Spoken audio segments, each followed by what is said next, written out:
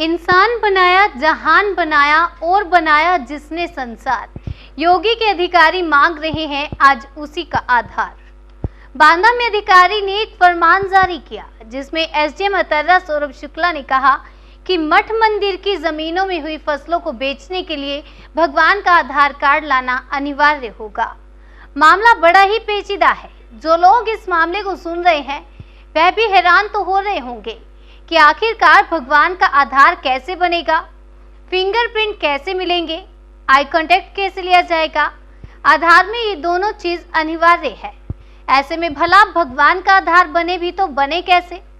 पूरे मामले में जब एसडीएम अतर्रा सौरभ शुक्ला से बात की गई तो उन्होंने फोन पर बात करते हुए बताया कि हाँ, यह नियम मैंने लागू किया है और यह नियम लागू रहेगा। अपना पक्ष रखने के लिए जब कहा तो बात को घुमाते फिराते नजर आए और सोमवार का समय एसडीएम साहब से मिलने के लिए दिया।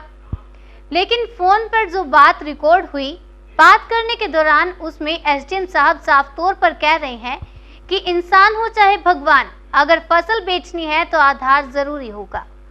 आपको बता दें, पूरा मामला तर्रा तहसील के खुरहड़ गांव से सामने आया है, जिसमें मठ मंदिर में रहने वाले साधु संतों को मंदिर की देखरेख करने की एवज में अपना जीवन यापन करने के लिए और मंदिर की देखरेख करने के साथ ही मंदिर की रंगाई पुताई, साफ सफाई, प्रसाद, अन्य तमाम खर्चों को देखते हुए गांव के लोगों ने कुछ जमीनें मंदिर में बैठे भगवानों के नाम कर दी है, लेकिन संरक्षक मंदिर के पुजारी को बनाया गया है। अगर कहा जाए तो नाबालिग बच्चे का किसी जमीन या किसी क्षेत्र में अगर कोई चीज नाम है तो व्यक्ति संरक्षक का दायित्व निभाते हुए उस जमीन, मकान, खेती का जिम्मेदार होता है और कभी भी किसी भी वक्त उसके जमीन के अधिकार का प्रयोग हर जगह कर सकता है। बांदा जनपद में लगभग 50 मंदिर हैं और मठ हैं, जैसे श्री राधा कृष्ण मंदिर, हनुमान मंदिर, राम सीता मंदिर, देवियों के मंदिर, देवी देवताओं के मंदिर, जो कि ग्रामीण क्षेत्रों में बने हुए हैं। मंदिरों में पूजा पाठ करने वाले साधु संत पुजारी उस जमीन में खेती बाड़ी करके अपने लिए खाने को अनाज पैदा करते हैं और जो बची हुई फसल होती है उसको मंडी में सही दामों पर बेचकर उसी पैसे से मंदिर का विकास और मंदिर के भी के तमाम कार्यों को करते हैं। अतर्रा तहसील के गिरवा थाना क्षेत्र के खुरहड़ गांव के रहने वाले एक पुजारी का कहना है कि जिला प्रशासन पर सवाल निशान खड़े करते हुए आरोप लगाया है कि मंदिर की जमीन में हुई फसल को बेचने जब रामचंद्र महाराज राम जानकी मंदिर के संरक्षक मंडी फसल बेचने के लिए पहुंचे तो उनकी फसल लेने से अधिकारियों ने मना कर दिया और बताया कि एसडीएम अतर्रा सौरभ कुमार शुक्ला का आदेश है कि बिना आधार कार्ड के किसी भी व्यक्ति की फसल नहीं खरीदी जाएगी। जिसके बाद रामचंद्र महाराज को यह बात हजम नहीं हुई और मंदिर के पुजारी एसडीएम साहब के ऑफिस पहुंच गए और एसडीएम साहब से पूरे मामले में बातचीत की। लेकिन एसडीएम साहब फिर वही बात दोहराते हुए कह रहे हैं कि भगवान हो चाहे इंसान, अगर फसल बेचनी है तो जरूरी है आधार कार्ड लाना। रामजानकी मंदिर के पुजारी महंत राम कुमार दास ने कहा कि अगर भगवान का आधार कार्ड नहीं बना तो मंदिर के खेतों में हुई फसल को हम लोग नहीं बेच पाएंगे। ऐसे में मठ मंदिर कैसे चल पाएंगे। मठ मंदिरों को चलाने के लिए और अपना खुद का पेट भरने के लिए जो फसल पैदा करते हैं, उसके बाद भी मंदिर में तमाम खर्चे ऐसे होते हैं जिनको करना मजबूरी होती है। लेकिन एसडीएम साहब के जवाब से हम खुद परेशान हैं कि आखिरकार बांदा जनपद के तमाम मठ मंदिरों में रहने वाले पुजारी जो भगवान की पूजा करते हैं, अब वह अपनी फसलें कैसे बेचेंगे, क्योंकि भगवान का तो आधार बनना मुश्किल ही नहीं नामुमकिन है। लेकिन अधिकारी मांग कर रहे हैं कि भगवान का भी आधार लेकर आओ। पूरे मामले में एसडीएम अतर्रा सौरभ मिश्रा ने फोन पर बात करते हुए पूरे मामले की जानकारी दी है और बताया है कि फसल किसी की भी हो, अगर बेचनी है तो आधार कार्ड लगेगा। आप 11वें व्यक्ति हैं जिसको मैं ये बात कह रहा हूँ। आज समय नहीं, 2-3 दिन बाद आप चाहे तो ऑफिस आकर बात कर सकते हैं।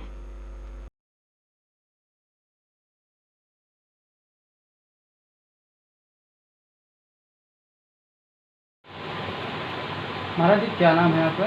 जी, मेरा नाम राम कुमार दास, जिला श्रीमंत कमल दास। ये कौन सा मंदिर है जहाँ पर आप? ये रामजानकी मंदिर के नाम से, रामजानकी मंदिर। अभी एक मामला आया हुआ है भगवान का आधार कार्ड मांगने को लेकर, क्या है ये पूरा मामला? हाँ, आप ठीक कह रहे हैं। अभी सरकार की व्यवस्था है गेहूँ धान खरीद केंद्र खोलने की, और सरकारी रेटों पे ये लोग खरीदते हैं, सरकार खरीदती है। तो अभी हमने गेहूँ बेचने के लिए ऑनलाइन पंजीयन करवाया था। उसमें 2-4 दिन में लेखपाल और उप जिलाधिकारी महोदय की रिपोर्ट लगती है, सत्यापन होता है जिसे कहा जाए। तो उस समय पंचायती चुनाव का मामला चल रहा था। 4-6 दिन बाद हमने देखा तो अभी कोई सत्यापन नहीं हुआ। लेखपाल से पूछा तो कहे 1-2 दिन में हो जाएगा। फिर और आगे चले तो लेखपाल का सत्यापन तो हो गया खतौनी के नाम से, लेकिन एसडीएम साहब का सत्यापन नहीं मिल रहा था। सत्यापन हुआ ही नहीं था यूँ कहीं। तब तक इलेक्शन पंचायती चुनाव बहुत नज़दीक आ गए थे, तो हम भी थोड़ा ढीले हो गए कि साहब लोग उलझे होंगे। और यहाँ कोरोना की बहुत मारामारी चल रही थी, तो ना तो मैं ही निकल पाता था कि मैं बाजार जाऊँ, देखूँ, कहूँ, क्या करूँ। इलेक्शन समापन हो गया, वोट खुल गए, रिजल्ट आ गए वोटिंग के। तो एक दिन समय निकाल करके मैं खुरन स्टेशन गया, जहाँ पे ऑनलाइन वाले लोग बैठते हैं, कैफे वाले लोग बैठते हैं। तो रामजान की मिल के सामने एक लड़का बैठता है, तो मैं वहाँ पहुँचा तो हमने मोबाइल नंबर दे करके इसकी जानकारी लेनी चाहिए। तो उसने निकाला, कहे हमारा सत्यापन तो हो गया है, लेकिन आपका नील है। मतलब बोले आपका एसडीएम साहब ने निरस्त कर दिया। मैं चौंक गया, भाई निरस्त कर दिया है तो हम गल्ला कहाँ बेचेंगे, कैसे क्या होगा। तो मैंने लेखपाल को फ़ोन मिलाया।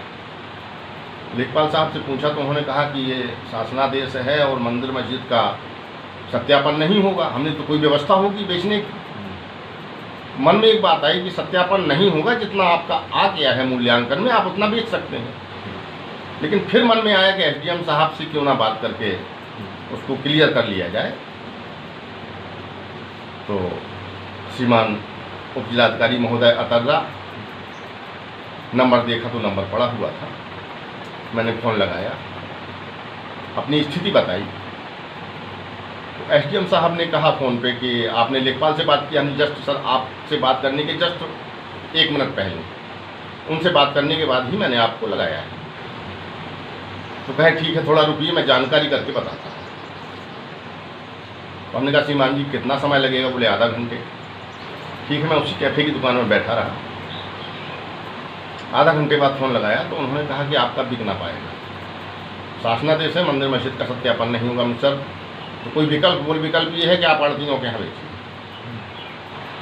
मैंने कहा साहब आड़तियों के यहाँ औने पौने दामों में जाएगा, बहुत परिश्रम से हमने ये फसल पैदा की है, और साहब ठाकुर जी की सेवा में लगना है। बोले नहीं, वो शासन का आदेश है, वो आपका नहीं हो पाएगा, फ़ोन काट दिया। अब जो पिटेगा वो अपनी बात तो कहेगा ही। अब हमें तो चोट लग गई, साल भर किया है, मेहनत किया है, ठंडी में भी, गर्मियों में भी, बरसात में भी, फिर मंदिर चलाना है। कोई ज़्यादा ज़मीन नहीं है, वैसे तो 40 बीघे कहने के लिए लगी है, लेकिन 20-22 बीघे का हम करते हैं। तो उसी में राग भोग, डेंटिंग, पेंटिंग आदि सब, और पैदावार तो आप देखते ही हैं कि हमारे यहाँ कितनी अच्छी होती है।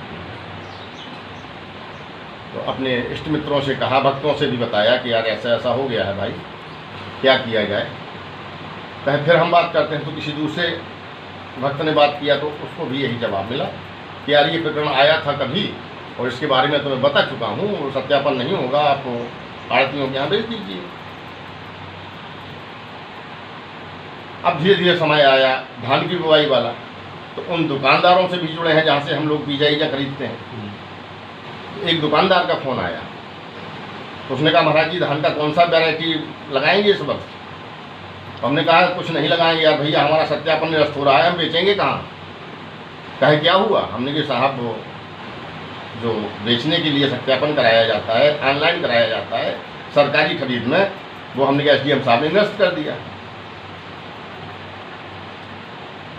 2 घंटे बाद देखा तो एक न्यूज़पेपर वाले कोई महाशय आए, उन्होंने पूछा कि आपकी क्या समस्या है। तो हमने उनको सारी समस्या बताई, शायद अमर उजाला वाले थे, उनको समस्या बताई, उन्होंने पेपर में निकाल दिया।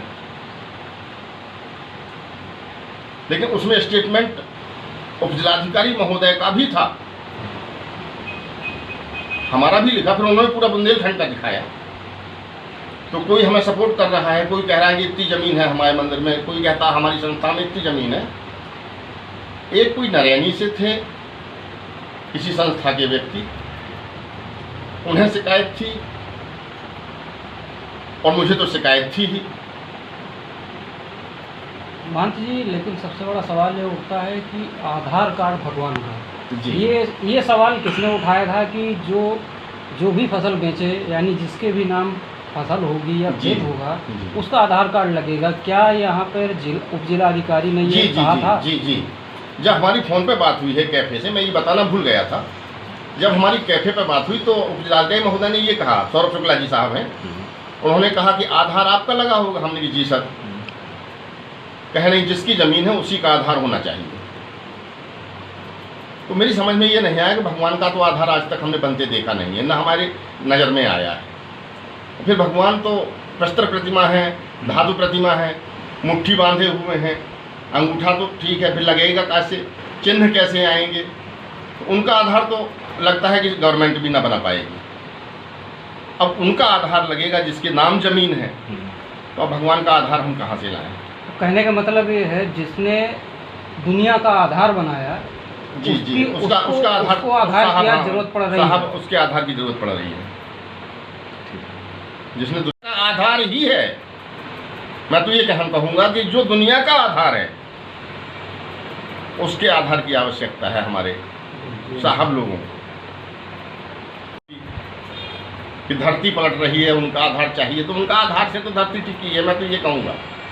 लेकिन बड़ी हास्यास्पद बात है कि भगवान का आधार और इतने बड़े अधिकारी मांग रहे हैं, मैं कहाँ से दूँ? अगर ऐसी कोई व्यवस्था शासन बनाता है, किसी तरह से उनका आधार बनता है, तो मैं बनवाऊँगा, और जब बन जाएगा तो मैं साहब की मांग पूरी कर सकता हूँ। अन्य और महोदय, मैं तो आपके इस चैनल के माध्यम से माननीय मुख्यमंत्री जी महोदय, उत्तर प्रदेश सरकार, पूज्य महंत जी महाराज योगी आदित्यनाथ जी से हाथ जोड़कर ये निवेदन उनके चरणों में करना चाहूँगा कि मठ मंदिरों के लिए कुछ ऐसी व्यवस्था अपने कार्यकाल में बना जाए जिसमें साधु संतों को, मंदिर का संचालन करने वालों को कुछ सरलता हो जाए।